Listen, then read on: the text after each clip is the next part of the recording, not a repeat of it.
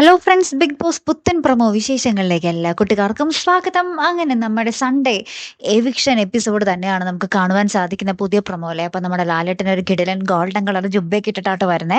എന്നിട്ട് വരുമ്പോൾ തന്നെ നമ്മുടെ എവിക്ഷനുള്ള അവരെയൊക്കെ എണീപ്പിച്ച് നിർത്തുന്നുണ്ട്. ഇനി ആരായിരിക്കും പുറത്തേക്ക് പോകുക എന്നുള്ള ചോദ്യം ചോദിക്കുകയാണെങ്കിൽ നമ്മുടെ ലക്ഷ്മിയാണ് പുറത്തേക്ക് പോയത് എന്നുള്ള ഒരു വാർത്തയാട്ടോ നമുക്ക് അറിയാൻ സാധിക്കുന്നത്.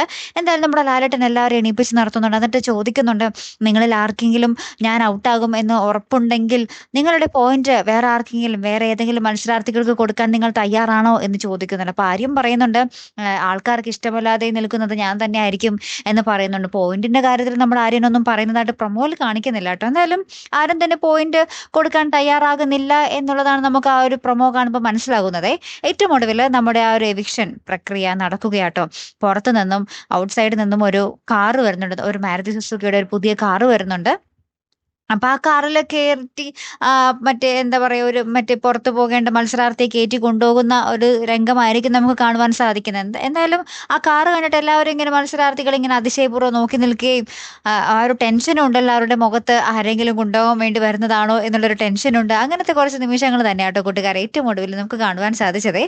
എന്തായാലും കാത്തിരുന്ന് തന്നെ കാണാട്ടോ. അടുത്തൊരു വീഡിയോയുമായി വരുന്നത് വരയ്ക്കും. Good bye.